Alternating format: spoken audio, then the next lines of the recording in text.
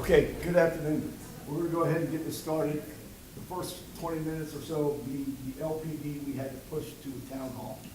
So, my name is Rodney Ryan. If you don't know me, I'm the chief of PTMS, and one of our major functions in PTMS is readiness. So today, the command has asked me to talk to you about our MFGI mission, which is one of the bigger readiness missions besides the academy that Keller has. So for several years, you guys have heard us planning and talking about MFGI. So we're going to tell you what that really means for Keller Hospital today. So Joint Base McGuire-Dixon-Lakehurst is a force mobilization generation installation, all right? When we closed Whimsy, the mission never disappeared. It kind of hibernated. And 3 years later, the Army came back and said, wait a minute, what did we do with all of our MFGI sites? MedCom. And MedCom said, we kind of closed them. So, real rapidly, MedCom and Big Army went back and said, stand them back up. They need to be able to perform the mission. Just because wartime has slowed down doesn't alleviate you from having the mission. So, JBMDL spun up rapidly, threw a bunch of money at getting their base back into an MFGI status.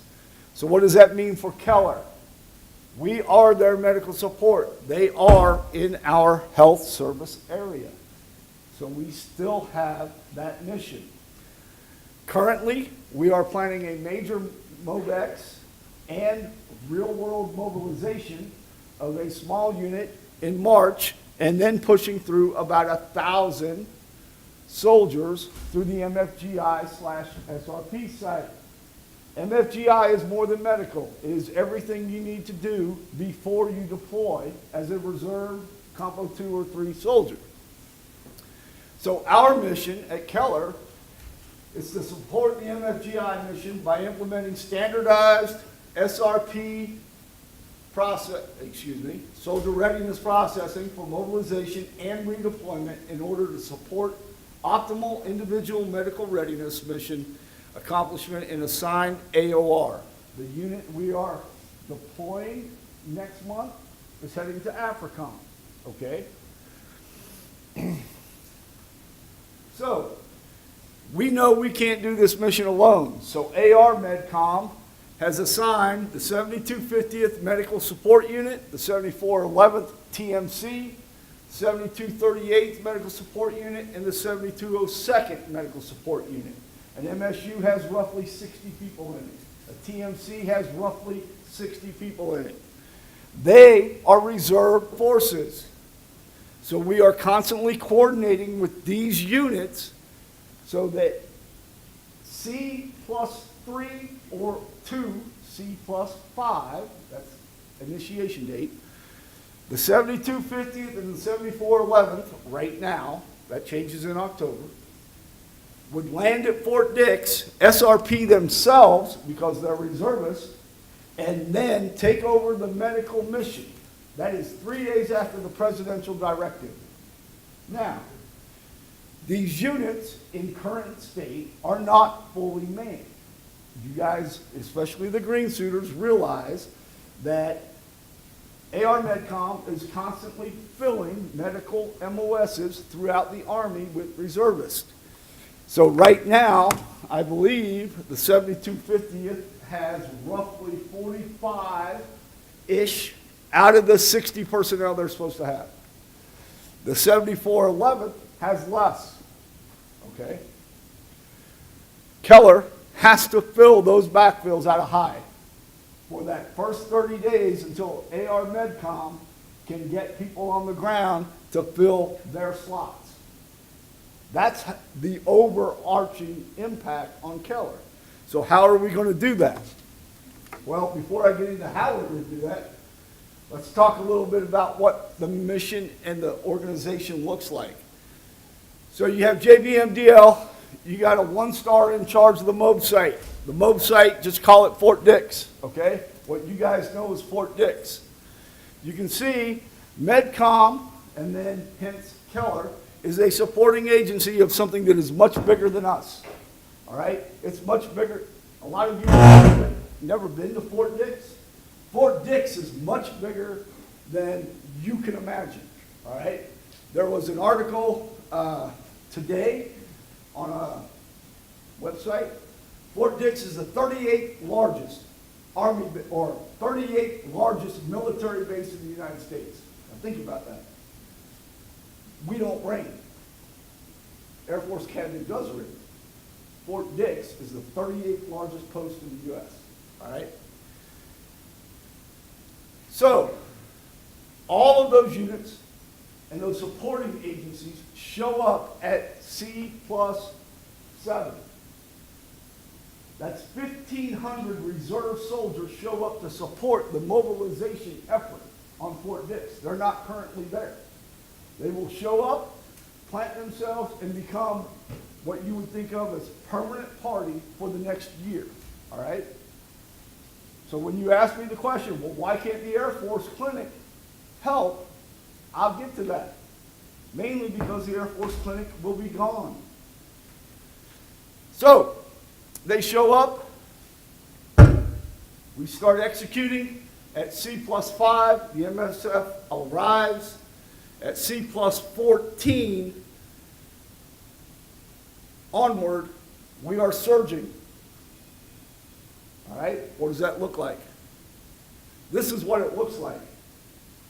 Roughly 800 per day through the SRP site, which makes us work 24/7 until we get through the surge.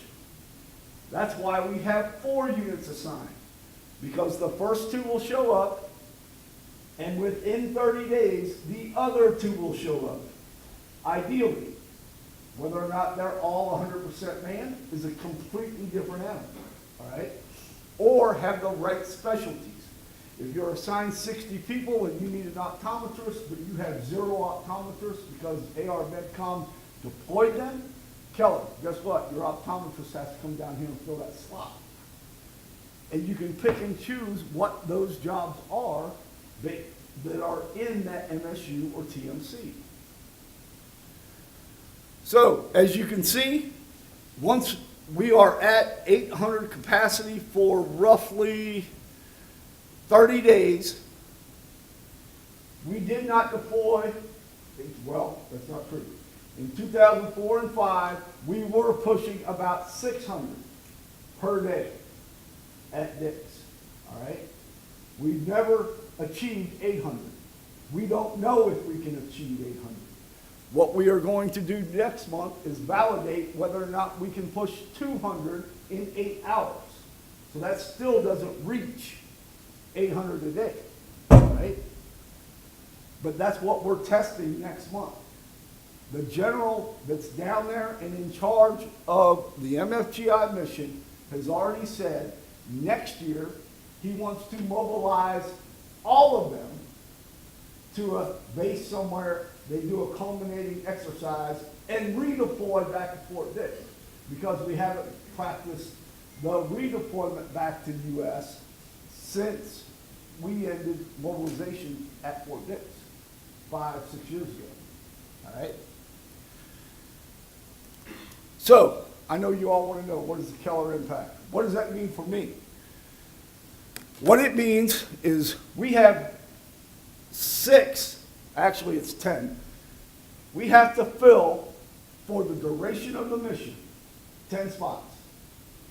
They're already kind of built into our TDA because the Fort Dix TDA never went away, okay? That whimsy element TDA has never truly disappeared. We just glossed over it and brought those people here and kind of hidden it. But initially, at minimum, we have to send these 10 people. Now, we have some names already in the slot to fill those. Others, we don't. But here's the bigger impact. Another 37 people on top of that 10 also must go until the second set of reserve forces land and relieve us of the mission. Some of those, if you think back, we went around about, this is now February, so about this time last year, we requested volunteers, right? Who might want to go to Fort Dix for a while if we ever had to do this mission? And CPAC helped us with the civilian piece of this, right? 47 total slots, 10 for the duration. That's not even showing you any contracts that we may have to hire, either to fill Keller, right? And try to do what Keller can do here on post, or to fill slots we just simply don't have people. We didn't get a civilian volunteer. Region can't find us anybody. Now with the DHA takeover, Region basically disappears. So what will DHA do to help us fill this? Probably nothing, because it's on the readiness side. So that'll be AR MedCom and MedCom, or what's left of MedCom. What's left in the Army to help us fill these slots? And how long will it take us to get them? Probably longer than we have. We will be past the surge by the time we get them. That's how this impacts Keller. So when you're in your sections and you're hearing MFGI, whatever, Fort Dix, whatever, there's a lot of work being done by a lot of people. IMD, like his team's down there every other week lately, making sure computers work. They get set up. DHA says if a computer shuts off for what, 10 days or 30 days, it's got to be rebooted and redone. IMD's got a mission down there as long as we have this mission to figure out how we keep computers on the net. We have a dental clinic. Dentac's not here, I don't think. There's a complete dental mission assigned to this that Dentac's picking up. So that's taking forces from them. So as the commander goes through DHA impact and everything, this is one of our major readiness missions. And it impacts every green suiter here, especially with the way the Army is going, with MTO assignments. And then it impacts every civilian, because when you see the green suiters either go somewhere else or go to Dix, then we have to pick up the civilian workload on that. This is a go-to-war plan, folks.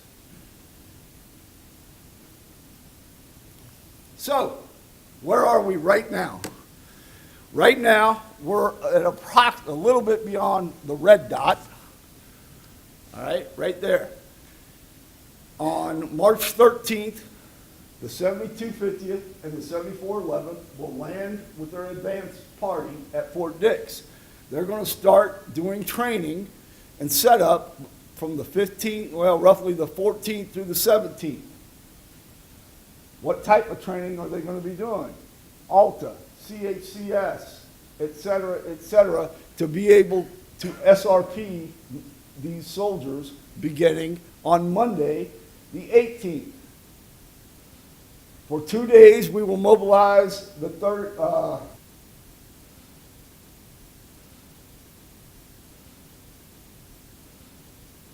So we're going to mobilize a real unit Monday and Tuesday. They'll be gone. Immediately, we go into a roughly 18 to 1900 soldiers going through the same process, but they're just there to exercise. Okay? And they will be on Fort Dix through mid-April. At the end of the first 2 weeks, after they've all gone through the SRP process, we are hoping that we can validate the 7411th and the 7250th on their processes and whether or not we believe they can conduct the mission. If you look into June, there's another major exercise down at Dix. Our part isn't as big in that, but the units that are doing their exercise belong to us. They're one of our 4 MSUs, or 3 MSUs, okay? So they'll be conducting. We'll go down, observe, and see how much we can validate for them. In October, which is beyond this calendar, a different unit takes over. So we are trying to validate them in their June exercise so that on 1 October, they are validated and can conduct SRP. The more they're not validated means more work on us. All right? So if you haven't been down to Fort Dix, this is kind of what the campus looks like where we set up for SRP. This is the JRC building where most of the medical SRP is done. You come down here, this is the dental clinic. Currently, because of certain construction issues, dental SRP, instead of being done here, is being done over at what used to be Mills Dental Clinic. So those of you that have been down to Dix, that's Mills Dental Clinic. We used to have a TMC right here. Well, that was handed over to First Army after we closed, and now our TMC is over here. All right? So any sick call or other type things that soldiers during this exercise or mobilization, they'll be bused over here via van. There are billets, and yes, our reserve forces stay in some of these billets. This isn't all of Fort Dix.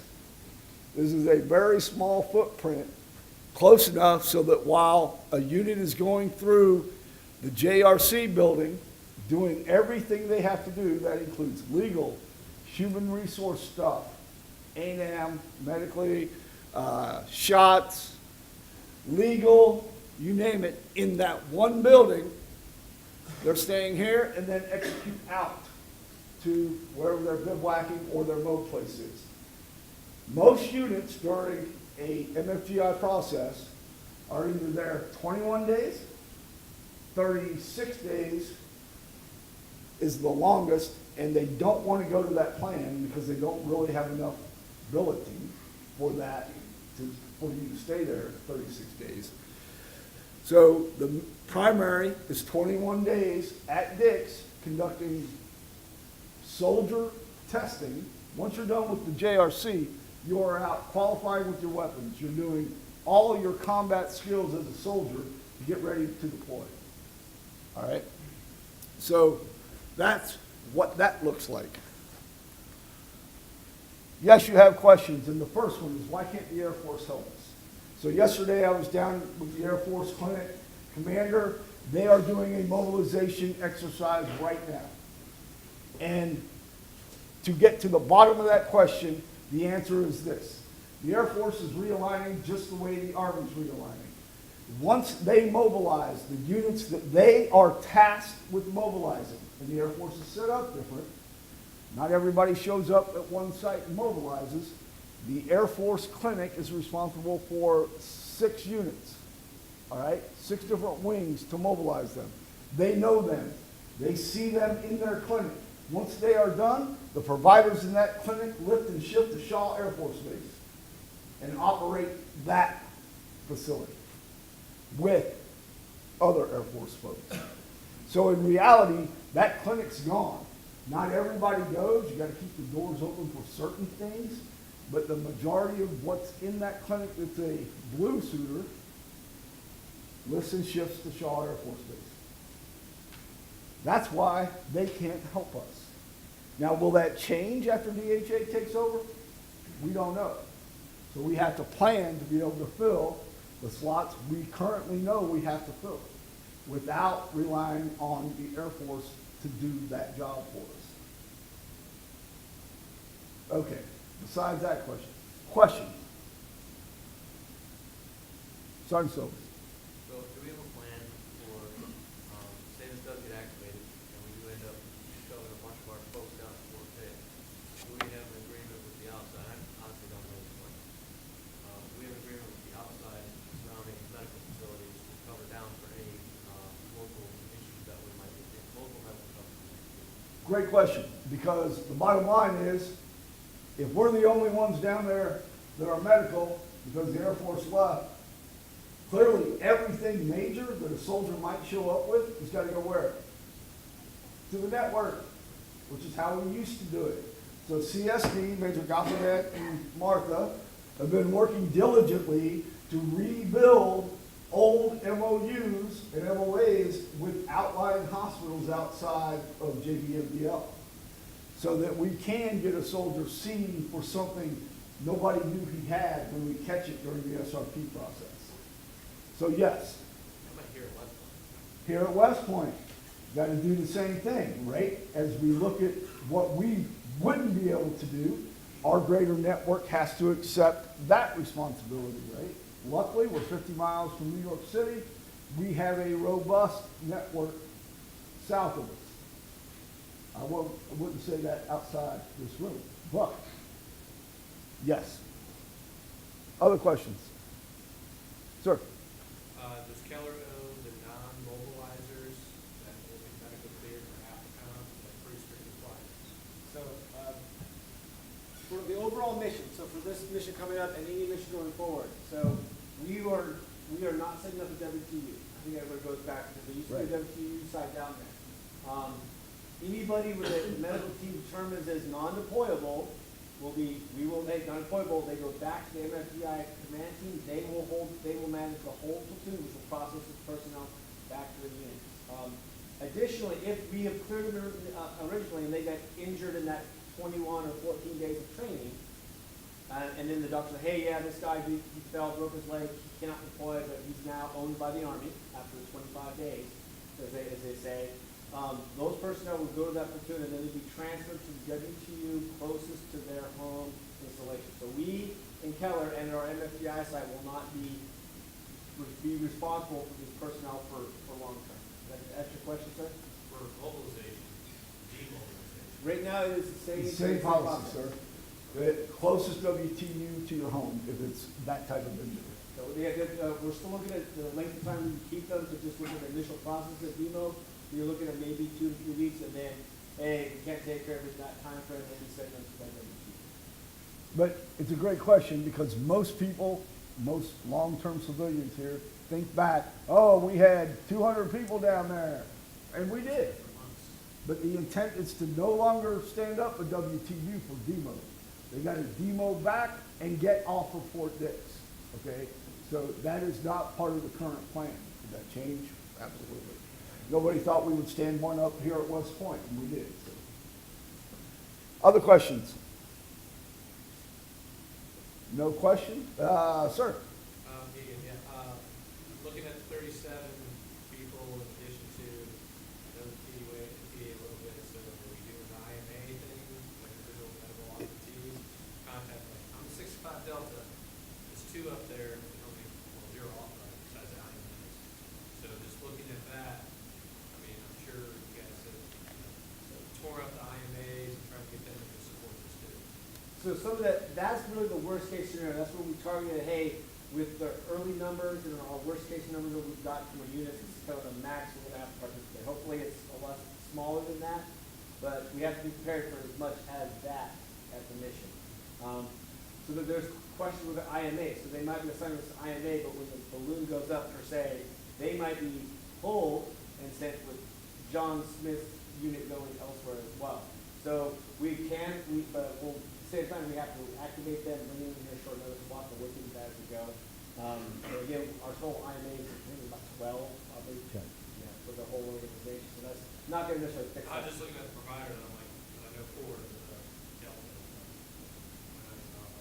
Okay. Okay. We'll use all the resources that are available to us, but we do understand the reserve. One of the reasons where our MSUs and TMCs are short is because the reserves are short, and they put our people with our, say, the 7250th. But then a mission comes up to support a backfill, a hospital that's short on this provider.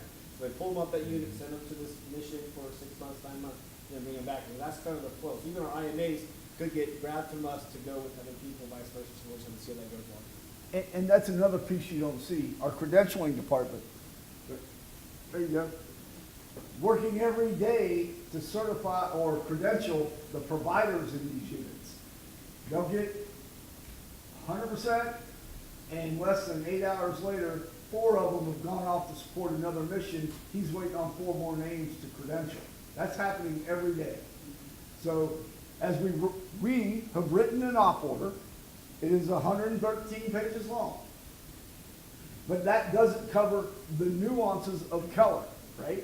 We wrote an op order to cover this mission. We haven't written a bigger op plan that actually addresses every single entity that you have running through your head. We have various SOPs, we have annexes that are particular to Keller, and that's what we're starting with. But at the end of the year, we will present Colonel Venable an op plan on how Keller fills that mission internally. So the working group sit down, put faces to places, just like our renovation plan, just like everything else. Meanwhile, the Keller mission goes on as long as it can, okay? Other questions? Okay, Colonel Venable, it's all yours.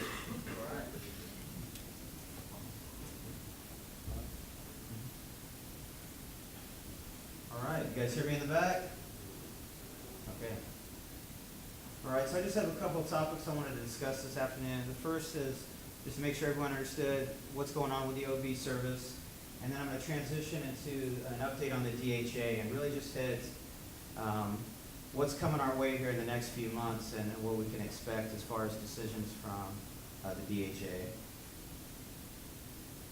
So the first thing I want to talk about is just a little bit about our OB services. We have anyone here from OB? I see Ms. Petty in the back. Okay. So as you all know, on 28 May, we went on divert due to staffing shortages. And then last summer, the Army Surgeon General took a look at our service and started doing some analysis, some assessment, and it made a recommendation to close the service. And we all know for the last 9 months, we've been kind of waiting around. You know, what's the future of OB? What's the decision going to be? Are we going to keep it? Are we going to permanently close the service? Well, we finally got word this month. So on the 2nd of February, the acting Secretary of Defense made the final decision to permanently close our OB L&D services. So on the 12th of February, Major General Clark contacted General Crosland, who contacted me that evening to give me the word. And then on the 13th, we started notifying the staff. And so most of you probably got an email from me letting you know the decision on the future of the L&D service. So as far as the way ahead, I know this is very traumatic for a lot of our staff. It's very traumatic for a lot of folks that are out in the West Point community. We're going to be posting some information on social media next week.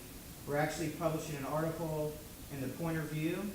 And then, of course, at the next Garrison Town Hall, I'll be addressing the permanent closure of the L&D service.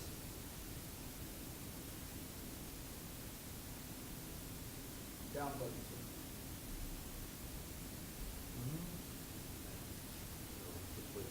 Next slide.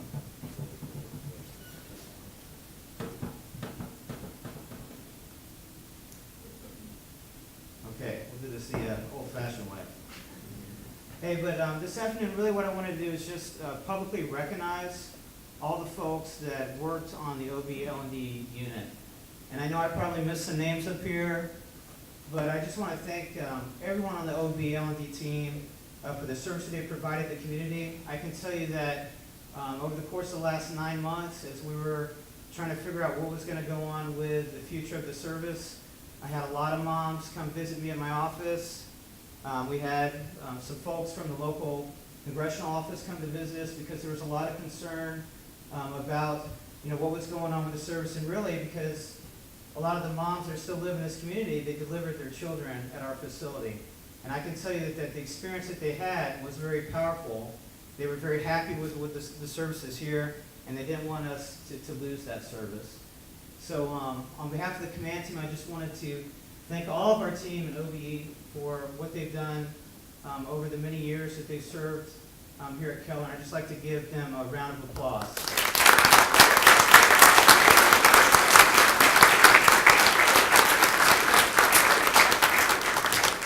So thank you. Go to the next slide, please. All right, go ahead. So next thing I want to talk about is the MHS modernization study. So during my last town hall, I talked about the 2017 National Defense Authorization Act, which Congress passed, and the result of that legislation, well, there's a lot of radical changes going on to our military health system. And so the first part of the 27 NDA really talked about establishing the Defense Health Agency and realigning all the hospitals and clinics in the military health system under the DHA. And so right now, we see that going on right now, especially with Keller, because Keller will be under the Defense Health Agency by 1 October of this year. The second part that really sticks out in this legislation is the directive to DOD to do a comprehensive assessment of every hospital and clinic in the military health system. And so I took the verbiage directly out of the NDA and put it on the slide. But you can see the military hospitals shall consist of inpatient and outpatient care facilities with limited specialty care that the Secretary of Defense determines is cost-effective, number one, or not available at civilian healthcare facilities in the area of the hospital. So what do you think that means for Keller? Do you think we potentially have some services that aren't cost-effective? Okay. Do you think we potentially have some services that are not cost-effective but are available in our local civilian network? Okay, so that tells you that a lot of our service lines are at risk, correct? Okay, well, it's not just us. This is across the military health system. And if you go to the next slide, please. The way that the Department of Defense has gotten after this legislation is they've stood up a Section 703 working group. And the purpose of this working group is to conduct assessments of all the hospitals and clinics within the military health system. They're supposed to do site visits to validate the data and to look at unique circumstances where a hospital may need to exist even though they aren't cost effective because of their unique mission as well as the readiness requirements that they perform on that installation. So this 703 working group, back in December, they started building business case analyses for all the hospitals. And so from January to April, they're now going out and visiting all these hospitals and clinics to validate their data and to do an assessment of which services they feel the military can de-scope and send to the network. So the end state of this is once this working group completes its analysis of all these MTFs, they have to package that up and it's got to go to Congress by the end of May. Go ahead, next slide, please. So what does this mean for us? Okay, so this 703 working group is actually going to visit West Point on 11 March. And so I know we've got some folks here on the staff and in the command group. I know we've been working very hard over the last few weeks trying to build justification of why we need inpatient services here at West Point.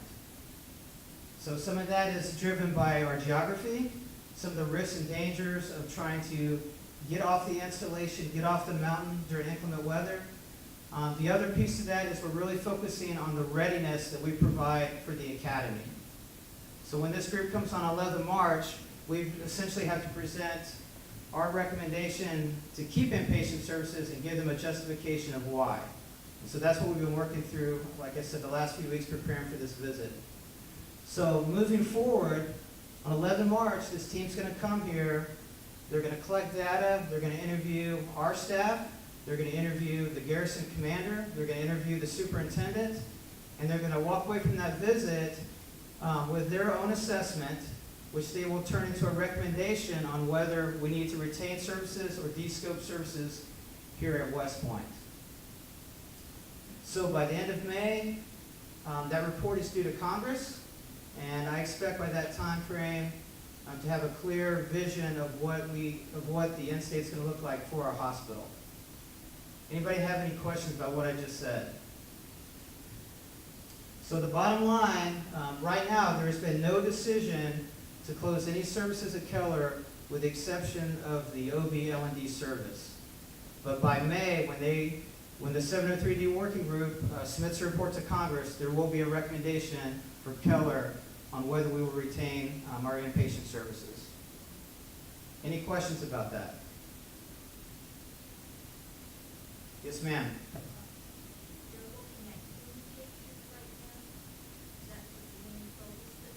Right, so they're supposed to look at all service lines. So some of the MTFs they're visiting don't have inpatient services at all, they're just outpatient clinics. So they're looking at everything, but the focus on us is on our inpatient services. So, I don't know what's exactly doing, but what we should know is that we probably still have outpatient. That's correct. So my vision and I'm very optimistic that we will be able to retain all the services that we have. But there is risk because we do have some inefficient services, and the question becomes, does the argument of being up here on the West Point, on the mountain, with the number of days, I think on average it's about 10 days where the roads are closed and folks, it's problematic to get off the mountain. Is that enough justification to DHA and to Congress to keep our doors open? Does that make sense? Other questions?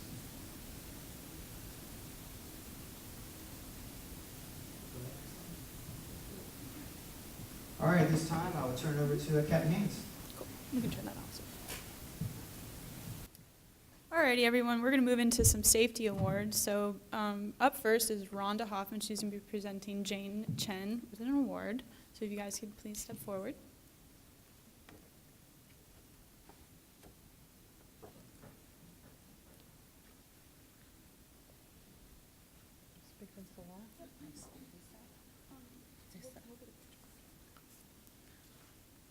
Hi, everybody. Jane Chen is one of our staff pharmacists that has been working at Keller for the last 2 years. Patient safety is pharmacy's main focus. Dr. Chen is being recognized for her excellent patient safety skills. Thank you, Jane Chen. Thank you. Thank you.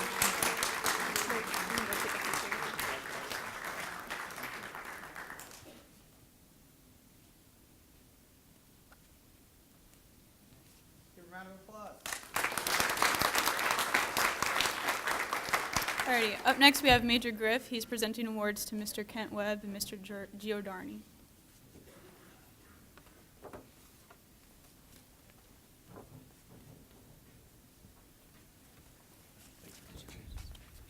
Hey, good afternoon, Keller team. Lately, my phone's been ringing a lot, and when I got a phone call from Ms. Hickam the other day, I was quite happy because she was recognizing two of my hardworking employees who recently responded to a situation that occurred up in the MSU when it came to some ventilation issues that were occurring that was actually crippling the services and the ability to do the work up there to take care of our patients. So my two industrial hygienists eagerly and expertly responded to the situation, was able to do the diagnostics, the testing, and to get the services back online in an expeditious manner. So with that, Ms. Hickam wanted to put them in for a safety award, and I'm honored to stand up here and recognize Mr. Giordani and Mr. Webb with that safety award.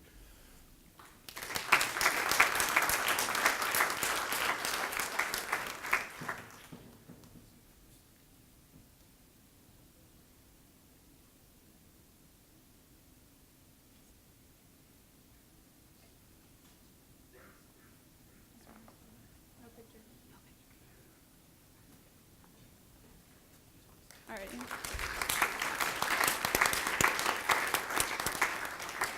And then, do we have Miss Margaret Buckley here today?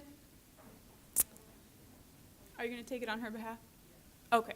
So Miss Margaret Buckley is also being recognized for her attention to detail as it pertains to patient safety. So Major Martin will be accepting on her behalf.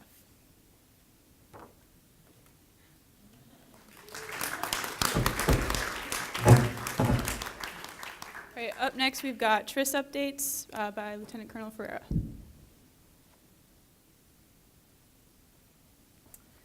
Good afternoon. I'm excited to announce that Keller Army Community Hospital is a 5-star hospital. And we have done an awesome job to be a 5-star hospital and worked hard. And it all depends on each one of you, because each one of you is part of the team that contributes to the success of the inpatient care. From walking through the ER door, being in primary care, doing the medication reconciliation, going to the PACU for surgery, getting the medications from pharmacy, where they come up and they discuss the medications, their side effects, and review those. Everybody here works as a team, and because everybody works here as a team, we've made great success. We are number one in MedCom for our overall hospital rating. We're over 82%. We're number one in MedCom for recommendation of the hospital for our customers that get their care inpatient. We are number one for cleanliness of the hospital in MedCom for Q4, fiscal year 18. We are number one for the quietness of the hospital at night. We are number one in communication with nursing. We're number one for communication with physicians. We are also number one in being when we explain the medications, understanding the purpose of their medications. And it's because each one of you contributes and does your job to the best of your ability, and the teamwork that comes together that makes us a success, and a 5-star rating is what we've been awarded, and it's wonderful. And I want to thank each and every one of you. When it comes to other things that are looked at and evaluated through the survey, we are number one when it comes to the leader rounds. So right here, I don't know if this is, yeah. Right here, nursing leader rounds, we're at 97.2%. That means that Colonel Williams-Brown, Captain Baugh, myself, when we go up there, and Captain Panconen, and we see the patients, they recognize that. And so we're rating very high, and we're number one in MedCom for that. So I thank each and every one of you for being part of the team that has led to this great success, and I applaud all of you. Thank you.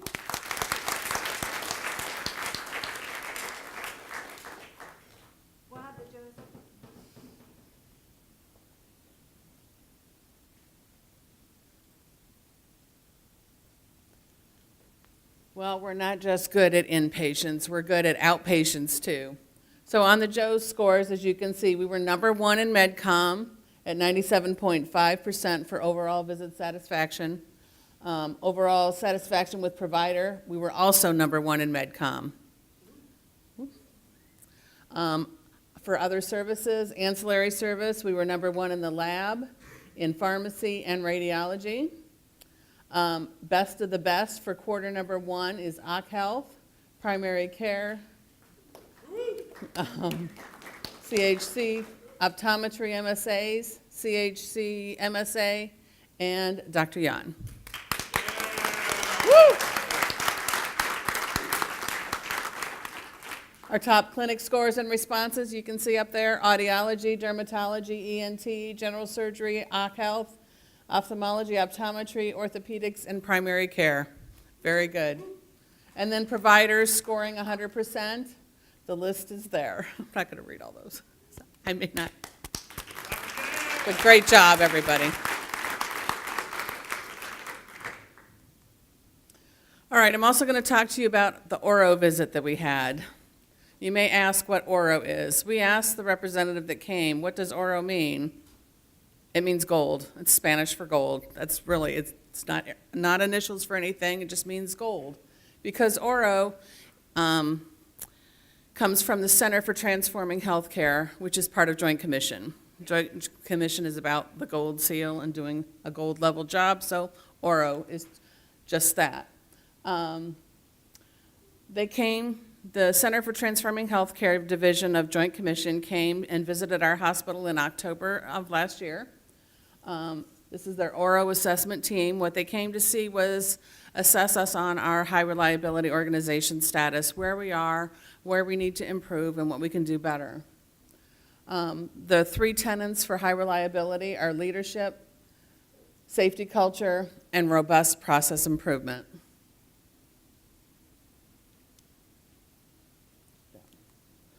All right, so areas of performance, and each one of those categories, there are additional subcategories that are involved in that, as you can see in the picture above. So the leadership, the executive team, the command team, and a few others were asked to fill out an assessment of how we think our facility is at. All of those results were taken together and put in a chart form and averaged together. So green is always the best, red is the worst. If you can see in the box, we do have two things in the red. but the rest of the things are all in the yellow or the blue. So we are moving towards a high reliability organization, but we still have work to do. So what have we done so far? In the leadership section, we have voted on our mission and vision. Results, I think, will be coming out soon.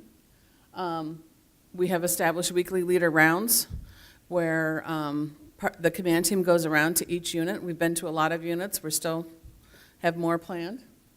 The daily check-in, as many of you know, has been reformatted and is now daily.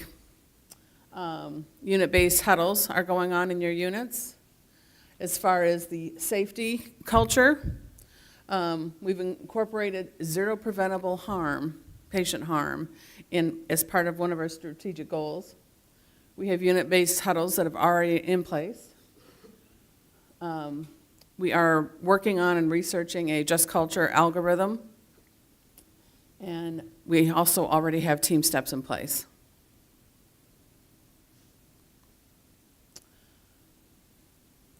The third component is robust process improvement, and that was one of the things that we got a red check mark in, so I am working diligently with others to try and improve that score. So we've done a lot to change performance improvement. We have adopted the A3 format for all performance improvement projects. We are changing the structure of the PIC, the Performance Improvement Committee. We're trying to make it more of a working committee where we can help you with your project rather than just looking at what everybody is doing. All projects are now need to be screened through the PIC committee. Come with your problem and your target, and then we can work with you and help you on how to get to where you need to go and the next steps. We also had 4 A3 classes on how to use the A3. The A3 is the form that you see up there on the left, my left, your right, and it is part of Lean Leaders and part of the Lean Six Sigma process.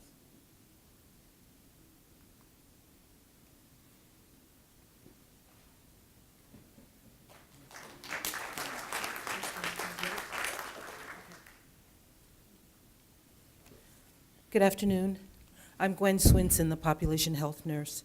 As many of you know, on March 14th, we'll be having our Retiree Appreciation Day in the Medical Mall.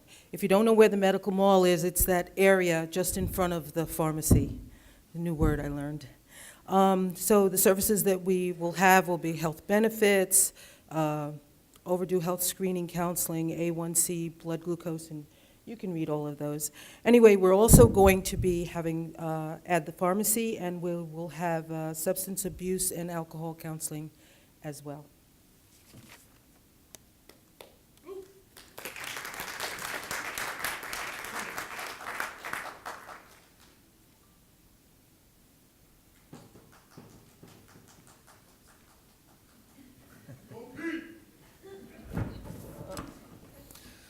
So I wanted to give a couple of updates on where we are.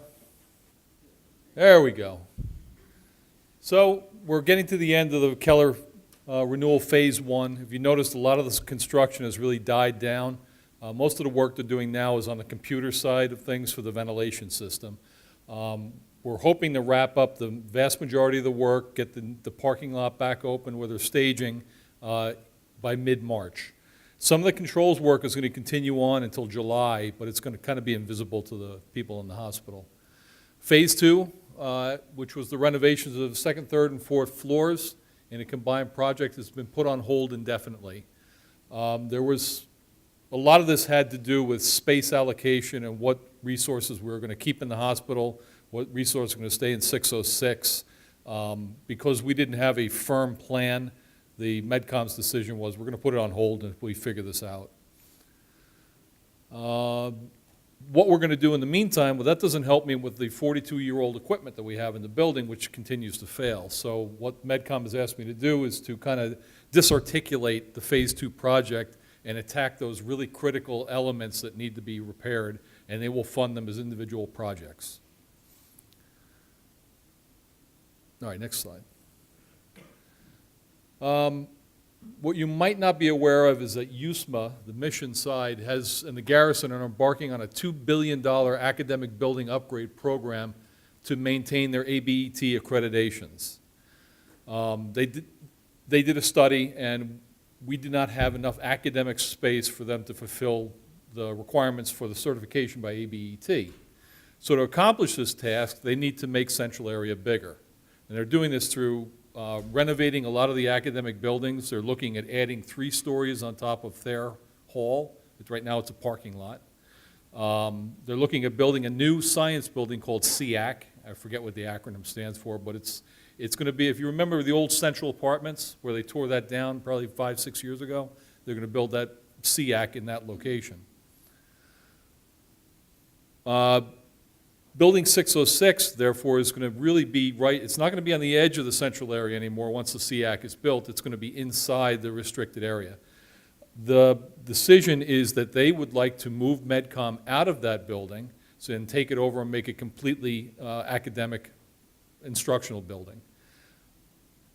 That causes some challenges. That is Category 500 space. It is medical footprint. They can't just say, get out.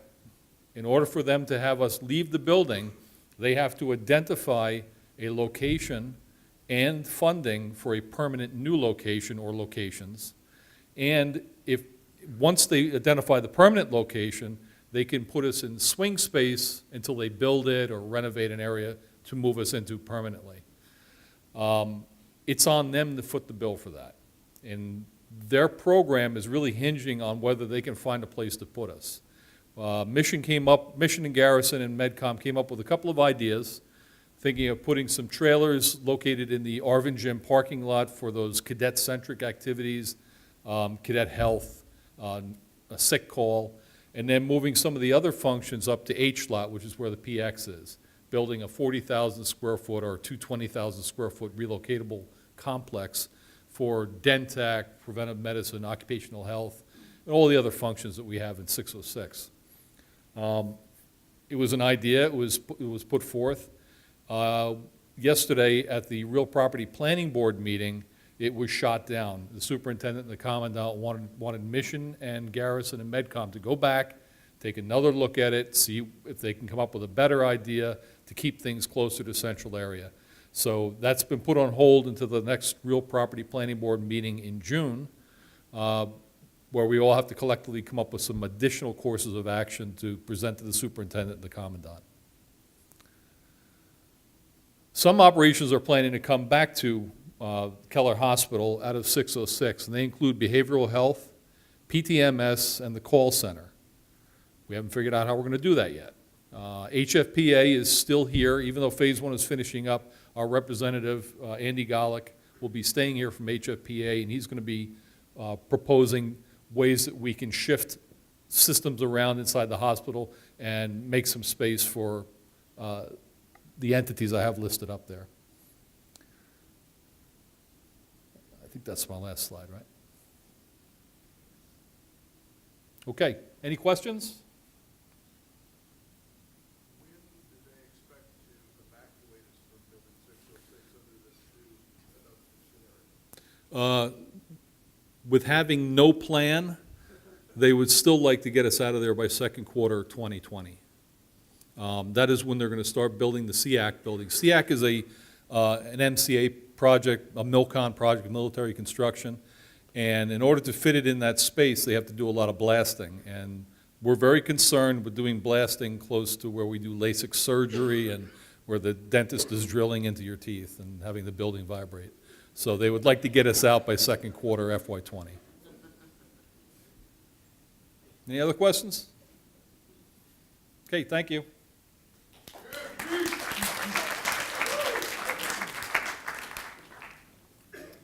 All right, good afternoon, everyone. Just wanted to take a couple minutes to go over some of the events that are upcoming. There's a lot coming out in this next quarter. We've already touched on a number of these with the presenters before me, but it's a pretty good distribution of Keller-specific and things within the community if you want to go and take advantage of it. From the different shows at iCall, the concert band winter series, there's a blood drive coming up in March. Those of you who are interested in air assault for military, there's a meeting for that. Not up there as well, there's a meeting on 18 March at 06 for anyone interested in earning the Expert Field Medical Badge, going out for that. So another thing to go to if you'd like.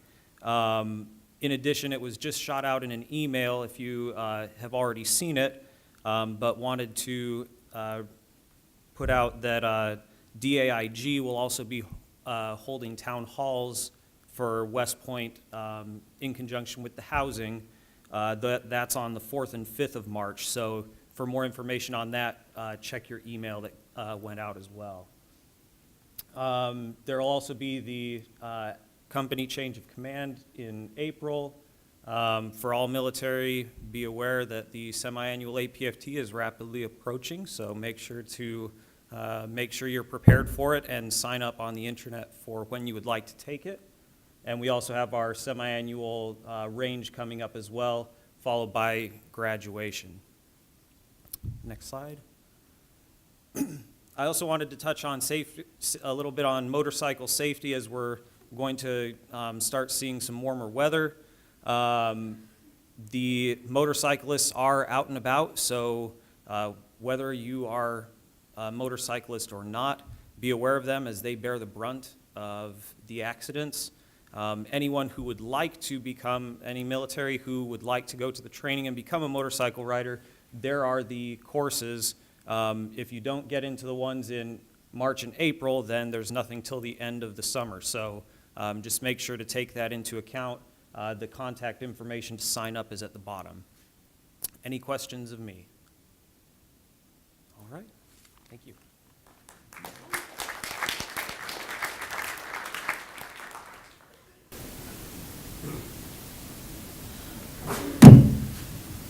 All right, this time I'm going to go ahead and open it up for any questions. Anyone? Just ready to go home?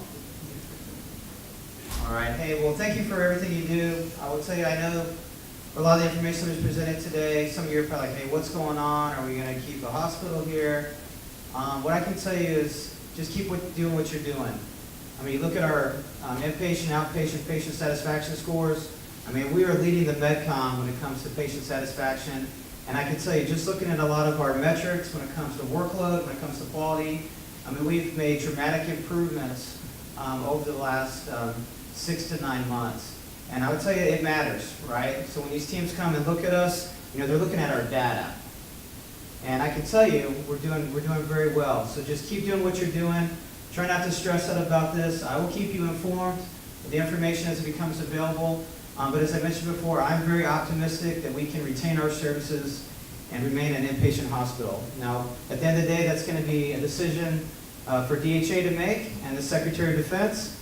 But I think we can make a good case. And I will tell you that folks that get care here at Keller, they are very happy, and that matters. Cool? All right. You guys have a great evening.